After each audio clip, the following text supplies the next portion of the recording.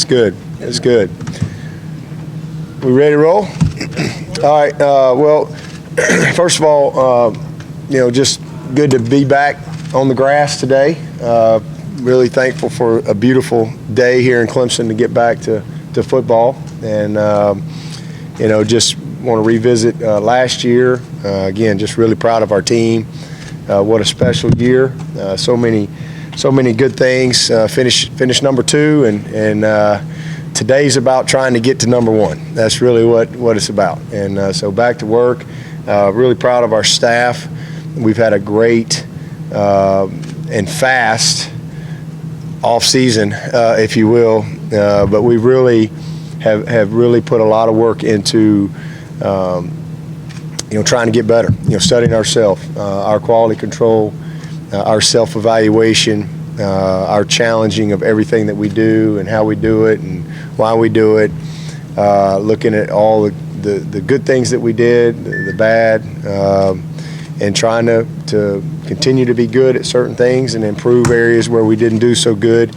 And so we really, I think, have done a great job of evaluating ourselves and, really, getting a good plan together for what we want to accomplish this spring. And we've done that in a lot of different ways. We've got, our specific goals for what we want to get done collectively as a group, as a team, offensively, defensively, special teams. We've got our individual goals for each position player. And, so look, today's about starting that process. Spring practice is about details. It's about going back to the basics. We're a young football team. I think we've got 22 scholarship seniors and juniors on this team, and so we're going to have 63 freshmen and sophomores. So we got a lot to do from a teaching standpoint, and you can't ever forget that as a coach. And we got some guys that could go play today, but not a lot of those guys. And so spring is about really building a great foundation.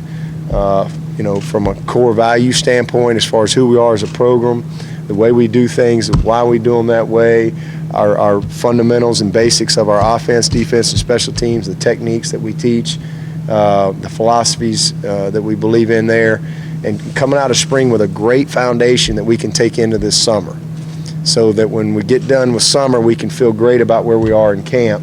So when camp's over, we can be ready to play, because we're going to have to be ready to play. Especially opening up down at Auburn. But I like this group. I really do. I think that this is a group that is going to really gel quickly. I've already seen a good chemistry and a good transition of leadership, if you will, in our off season and our mat drills and all the things that we do. And just seeing how these guys have responded, I'm very encouraged.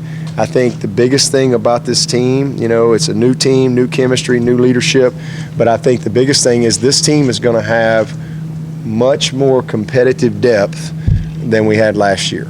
And it's just the way it is. I think that, if you look at last year's team, defensively, for example, as I said many times, I felt like our first 11, 12, 13 guys could go play against anybody, anywhere, anytime. But after that, it was, so many freshmen, not necessarily a drop-off in talent, but a huge drop-off in experience. I love Austin Bryant, I love Yergin, and I love Klee and those guys, but they just weren't going to beat out Shaq and Dodd. I love Kendall Joseph and those guys, but it was just going to be hard to beat out B.J. Goodson. Just because of first of all, those guys are committed, great work ethic, but the experience, the knowledge, it's hard to just, get that. And you see the same thing on the next level with rookies and things like that.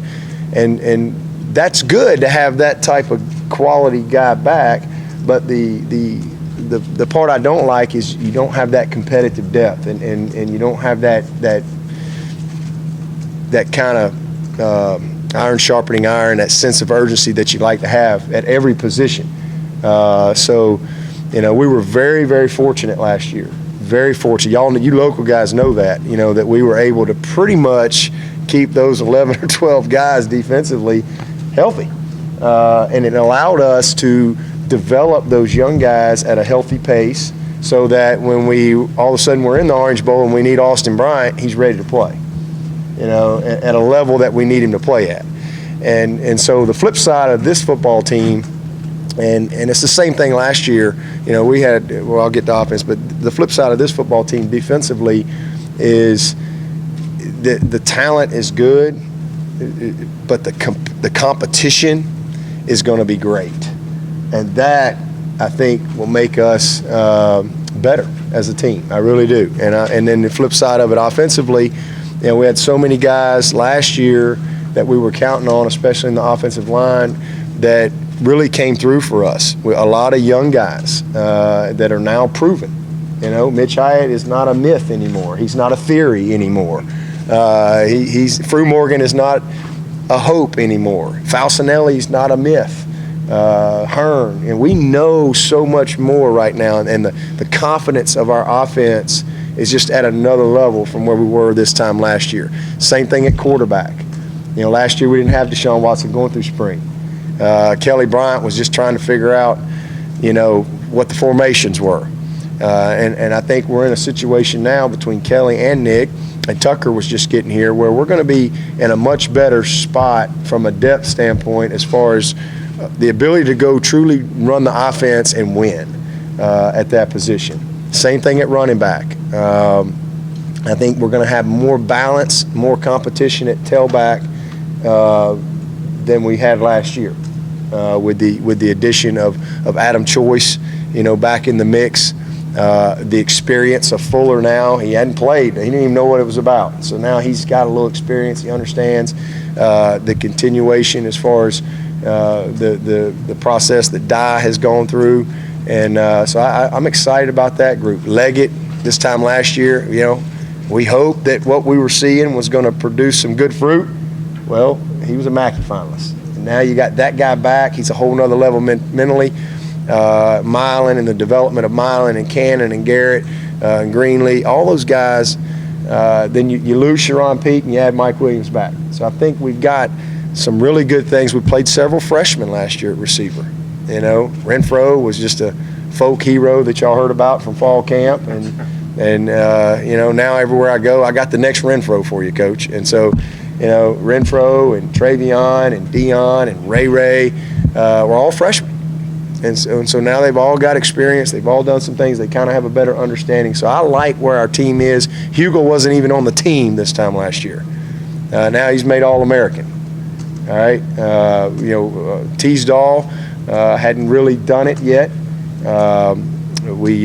Seth was taking over the holding duties, did a great job for us.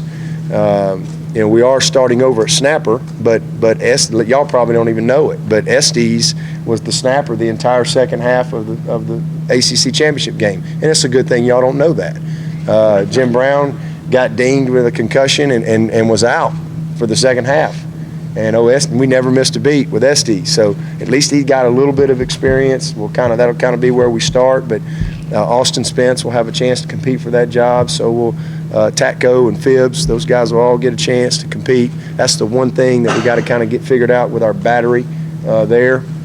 But we got a lot of work to do. I'm excited about the team and just getting back to the details and the nuts and bolts of who we are and starting over. So with that, I'll take y'all's questions. Dabo, you mentioned Deon in that list. Is he doing the things you want to see from him to regain his status? He really is. I'm pleased with that. He's not going to practice, and that's really what's best for him.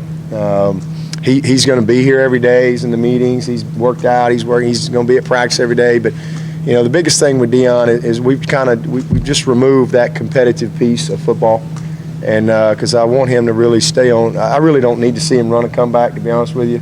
I'm not worried about the football side of Deon Cain. The football side of Deon Cain is going to be special if I can get him dialed in on other things that really are more important. And so we've just really have removed the competitive part of it this spring because I don't want him to get distracted. I want him to stay focused on what he's doing and handling his responsibility to this university and to this football program.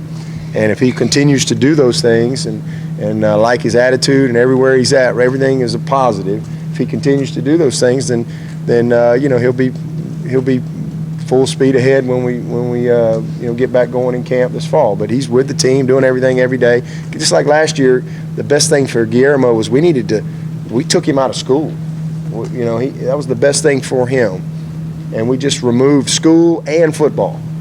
It's a different situation with Deon. We just kind of removed football, and now Guillermo is you know, in fact, his team. I always do a thing with the team every spring, and when we kind of start over, is, you know, who do you see the most all-in guys on the team? Who do you see the least all-in?